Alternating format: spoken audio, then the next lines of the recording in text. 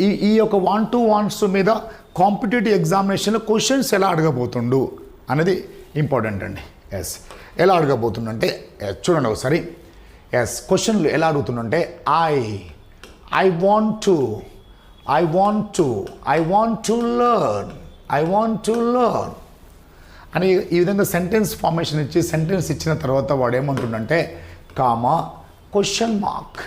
ఇది కాంపిటేటివ్ ఎగ్జామినేషన్లో అడిగే క్వశ్చన్.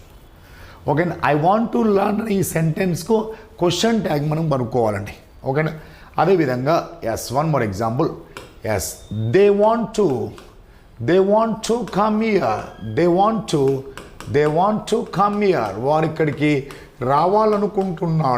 వారిక్కడికి రావాలనుకుంటున్నారు. ఈ సెంటెన్స్కు ఎగ్జామినేషన్లో క్వశ్చన్ ట్యాగ్ అడగబోతుందండి. ఓకేనా. అంటే ఈ వాంట్ టు వాంట్స్ మీద ఎగ్జామినేషన్లో క్వశ్చన్ ట్యాగ్స్ ఎలా మనం ఫైండ్ అవుట్ చేయగలగాలి అనే దాని గురించి మనం నేర్చుకోబోతున్నాం. Yes one more example. He wants to send a parcel. అతను ఒక పార్సిల్ను పంపాలనుకుంటున్నాడు. అతను ఒక పార్సిల్ను పంపాలనుకుంటున్నాడు. ఓకేనా. ఎస్ ఈ విధంగా సెంటెన్స్ ఇచ్చిన తర్వాత ఏమి ఇచ్చారంటే కామా క్వశ్చన్ మార్క్. అంటే కాంపిటేటివ్ ఎగ్జామ్లో క్వశ్చన్ ట్యాగ్ గురించి మనకు ఎగ్జామినేషన్లో అడుగుతుంటాడు కాబట్టి దాని గురించి నేర్చుకుందాం. She wants to sing A song. ఆమె పాట పాడాలనుకుంటుంది. ఆమె పాట పాడాలనుకుంటుంది. I want to learn, question tag. They want to come here, question tag. He wants to send a parcel, question tag. She wants to sing a song. Competitive ఎగ్జామినేషన్లో question tag మీద వాడు questions అడిగినప్పుడు ఈ ప్రతి సెంటెన్స్ను మనము question ఎలా formation చేయాలని తెలిస్తే క్వశ్చన్ ట్యాగ్ ఈజీ అండి. అంటే వాంట్ టు వాంట్స్ నేర్చుకున్న తర్వాత ఈ యొక్క పాజిటివ్ సెంటెన్స్ని మనం ఏమంటామంటే అసెర్టివ్ సెంటెన్స్ అంటాం. ఈ పాజిటివ్ సెంటెన్స్ని మనం ఏమనొచ్చు అంటే అసెర్టివ్ ఏమంటారమ్మా దీన్ని అసెర్టివ్ సెంటెన్స్ అంటారు. ఈ అసెర్టివ్ సెంటెన్స్కి మరొక పేరు డిక్లరేటివ్ సెంటెన్స్. అంటే ఈ సెంటెన్స్కు వాడు అడిగే క్వశ్చన్ ఏంటంటే క్వశ్చన్ ట్యాగ్ మీద వాడు క్వశ్చన్స్ అడిగే సందర్భంలో మనం ఏం చేయాలంటే ఈ అసెర్టివ్ సెంటెన్స్ను ఇంటరాగేటివ్ సెంటెన్స్కి ఎలా మార్చగలుగుతాం. ఇంటరాగేటివ్ సెంటెన్స్ మీన్స్ క్వశ్చన్లో కనుక మనం సెంటెన్స్ రాయగలిగితే ఆ క్వశ్చన్లోని మొదటి పదమే ఇక్కడ మనము క్వశ్చన్ ట్యాగ్లో ఉపయోగించాలి. ఈ విధంగా ఈ యొక్క సెంటెన్స్ని మనము క్వశ్చన్లో కనుక రాయగలిగితే క్వశ్చన్ ట్యాగ్ చాలా ఈజీ అండి. అంటే ప్రతి సెంటెన్స్ను మనం క్వశ్చన్లో రాయడం ప్రాక్టీస్ చేద్దాము. ఆ తర్వాత మనము ఈ క్వశ్చన్ ట్యాగ్ అనేది ఎలా చేయగలుగుతామో చెప్పొచ్చు అండి ఈజీగా. ఇక్కడ చూడండి. ఇంతకుముందు మనం ఏం చేసాము, సెంటెన్స్ ఫార్మేషన్ చేయాలంటే subject want and wants to verb ఏ ఫామ్లో ఉందండి V1 as object. It is an assertive sentence, declarative sentence అంటారు. దీన్నే పాజిటివ్ సెంటెన్స్ అంటారు. ఇప్పుడు ఈ పాజిటివ్ సెంటెన్స్ని మనం ఏం చేయాలంటే ఇంటరాగేటివ్ సెంటెన్స్గా మార్చాలి. ఇంటరాగేటివ్ సెంటెన్స్ అంటే ఏంది, క్వశ్చన్లో మార్చాలి. క్వశ్చన్లోకి మార్చాలంటే ఈ సబ్జెక్టు ముందు మనం ఏం ఉపయోగించాలంటే డూ ఆర్ డస్. ఈ సబ్జెక్టు ముందు డూ ఆర్ డస్ ఉపయోగించాలి. ఇక్కడ మనము వాంట్ టు వాంట్స్ టులో కేవలం మనం ఏం ఉపయోగించాలంటే వాంట్ టు మాత్రమే ఉపయోగించాలి. ఎందుకంటే డస్ రాశాను కాబట్టి అక్కడ ఎస్ రాశాను కాబట్టి మళ్ళీ వాంట్స్ టు రాయకూడదు. ఓకేనా. వర్బ్ ఏ ఫామ్లో ఉండాలంటే V1లో ఉండాలి. It is an interrogative sentence. ఓకేనా. ఈ సెంటెన్స్ మనం ఏమంటామంటే ఇంటరాగేటివ్ సెంటెన్స్ అంటాం. అంటే వాంట్ టు వాంట్స్ టును క్వశ్చన్ ఇంటరాగేటివ్ సెంటెన్స్గా మార్చగలిగితే మన కాంపిటేటివ్ ఎగ్జామ్లో క్వశ్చన్ ట్యాగ్ ఈజీ. ఓకేనా. అంటే ఇది చూడండి, subject want subject want and wants to, subject want and wants to verb ఏ ఫామ్లో ఉండాలండి V1. Okay. It is a positive sentence, positive answer అంటారు. దీన్నే అసెర్టివ్ డిక్లరేటివ్ సెంటెన్స్ అనొచ్చు. ఇప్పుడు ఈ అసెర్టివ్ సెంటెన్స్ కనుక ఇంటరాగేటివ్ సెంటెన్స్గా మార్చగలిగితే ఆన్సర్ ఈజీ. ఇంటరాగేటివ్ సెంటెన్స్ కంటే ఎలా మార్చాలి? ఇంటరాగేటివ్ సెంటెన్స్ కంటే ఇంటరాగేటివ్ సెంటెన్స్ అంటే ఈ సబ్జెక్టు ముందు మనం ఏం ఉపయోగించాలంటే డూ ఆర్ డస్. ఇక్కడ మనం ఇంతకుముందు ఆన్సర్లో వాంట్ టు వాంట్స్ ఉపయోగించాం, కానీ ఇక్కడ మనం ఏం ఉపయోగించాలంటే ఇంటరాగేటివ్ సెంటెన్స్లో కేవలం వాంట్ టు మాత్రమే ఉపయోగించాలి. It is a question. దీన్నే మనం ఏమంటామంటే ఇంటరాగేటివ్ సెంటెన్స్ అంటామండి. ఓకే, సబ్జెక్ట్స్ ఏమేమి ఉంటాయి? I we you they, I we you they, he she it name, he she it name. Okay, ఇక్కడ మనకు subjects I we you they అనే సబ్జెక్ట్స్ వచ్చినప్పుడు యాజ్ ఇంటరాగేటివ్ సెంటెన్స్లో క్వశ్చన్లో మనము డూ అనే హెల్పింగ్ వర్బుతోనే క్వశ్చన్ ఫార్మేషన్ చేయాలి. ఈ షీ ఇట్ నేమ్ అనే ఈ యొక్క సబ్జెక్ట్లు వచ్చినప్పుడు డస్ అనే హెల్పింగ్ వర్బుతోని మనము ఇంటరాగేటివ్ సెంటెన్స్ ఫార్మేషన్ చేయాలి. ఇక్కడ ఉండి want to, do I want to play, it is an interrogative sentence. Do I want to play, నేను ఆడాలనుకుంటున్నానా? Do we want to come, మేము రావాలనుకుంటున్నామా? Do you want to ask, నీవు అడగాలనుకుంటున్నావా? Do you want to ask. Do they want to say, వారు చెప్పాలనుకుంటున్నారా?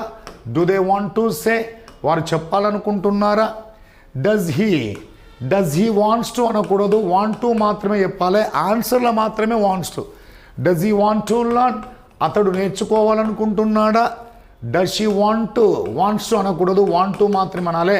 Does she want to speak, ఆమె మాట్లాడాలనుకుంటుందా? డస్ రాధా వాంట్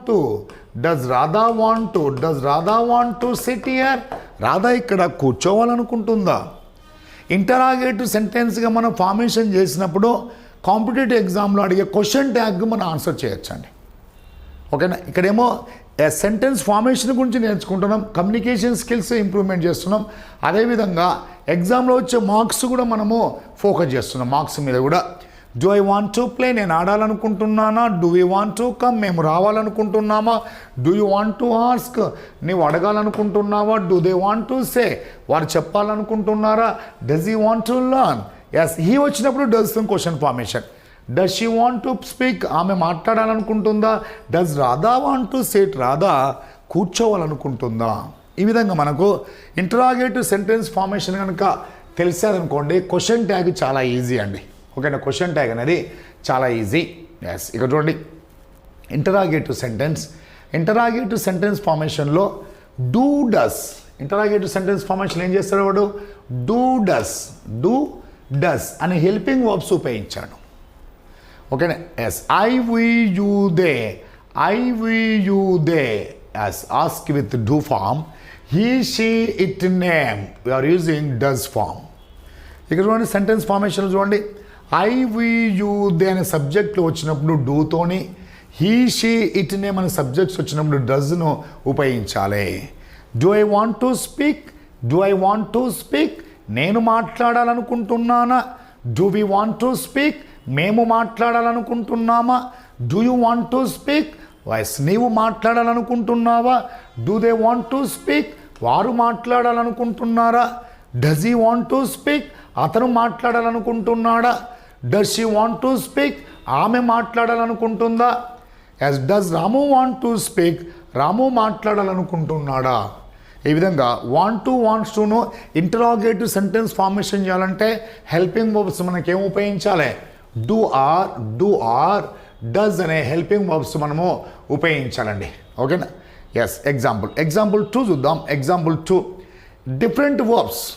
డిఫరెంట్ వర్బ్స్తో ఇంటరాగేటివ్ సెంటెన్స్ ఫార్మేషన్ చూడండి ఒకసారి. డిఫరెంట్ వర్బ్స్ ఏమేమి ఉపయోగించాలి, డిఫరెంట్ వర్బ్స్ అనేది.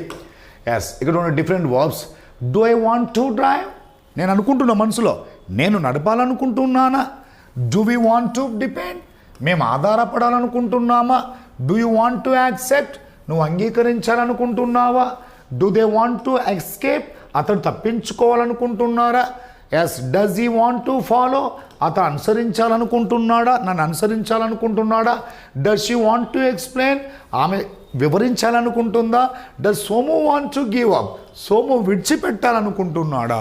ఈ విధంగా చూడండి, నేను వర్బ్ మార్చాను. Drive, depend, accept, escape, follow, explain, give up. అంటే మనము వాంట్స్ టు అనే సెంటెన్స్ని కనుక ఇంటరాగేటివ్ సెంటెన్స్గా చేయగలిగితే ఎస్ మనకు కాంపిటేటివ్ ఎగ్జామినేషన్లో క్వశ్చన్ ట్యాగ్ ఈజీ అండి. ఇక్కడ మీకు క్లారిటీ అర్థమైంది కదా. Yes, do I want to play, do we want to come, do you want to ask, do they want to say, does you want to learn, does you want to speak, does Radha want to set. ఇప్పుడు మనకు competitive ఎగ్జామినేషన్లో చూడండి, yes ఎగ్జామినేషన్లో వాడు ఏమి ఇచ్చారంటే yes I want to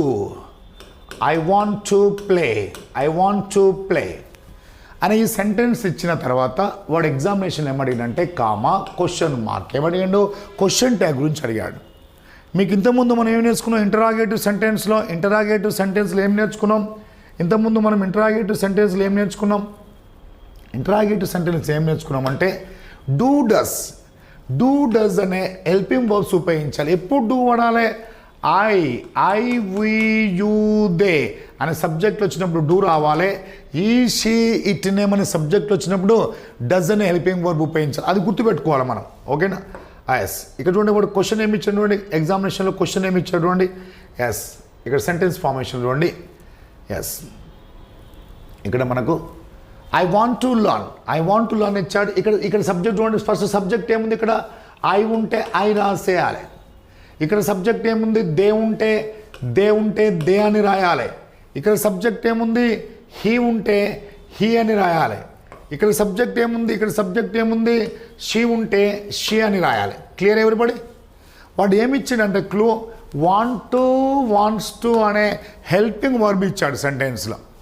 మరి wants to అనే హెల్పింగ్ వర్బ్ వచ్చినప్పుడు ఇంటరాగేటివ్ సెంటెన్స్లో హెల్పింగ్ వర్బ్స్ ఏమొచ్చినాయి? Do does. ఎప్పుడు డూ వచ్చిందంటే I we you they do form, he she it name does form ఉపయోగించాలి.